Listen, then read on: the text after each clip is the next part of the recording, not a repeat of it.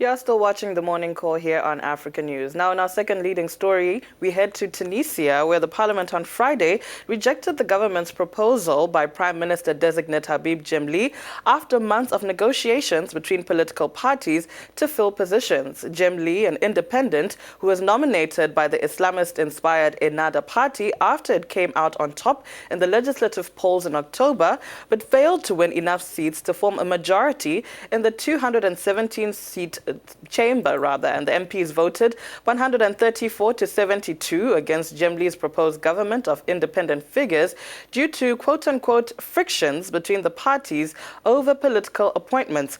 President Kais Saied now has 10 days to choose a new prime minister designate who will attempt to put together a government acceptable to the assembly, Bridget. Following this failure, Rached Ghannouchi, leader of Ennahda party and Speaker of Parliament, has lost much of his influence. It is now up to the President of the Republic, Kais Saied, to appoint a new candidate, as you said, Nyasha.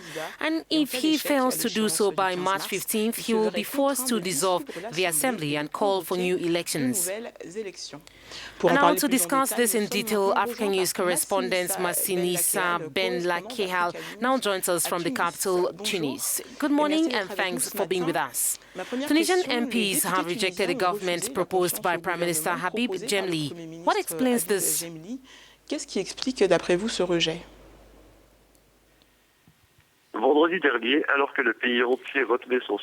Last Friday, while the country held its breath, the Tunisian parliament, which was elected last October, expressed its categorical rejection of the government composition proposed by Prime Minister Habib Jemli. Indeed, the parliamentarians refused to give their confidence to the said composition. After more than 12 hours of debate, the vote fell by 134 votes against out of a total of 209 voters. It should be noted that this situation is potentially having a change in the balance of power in the country's political spectrum.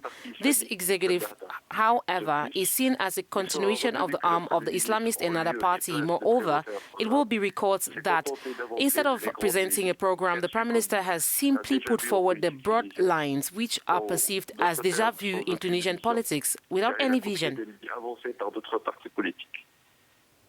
So President Kais Saied now has 10 days to appoint a new prime minister. Are there any names that are circulating? It's just time for rumors. There are 5 names circulating, but nothing concrete. After this failure, it is, in fact, up to the Tunisian president, who was elected last October and a very critical figure in the parliamentary system, to appoint the prime minister who can convince the Bardo hemicycle. This is not going to be easy, it has to be said. In accordance with the Tunisian constitution, Kais Saied has 10 days in which to start consultations to find the right candidate. Now he has 5 days left.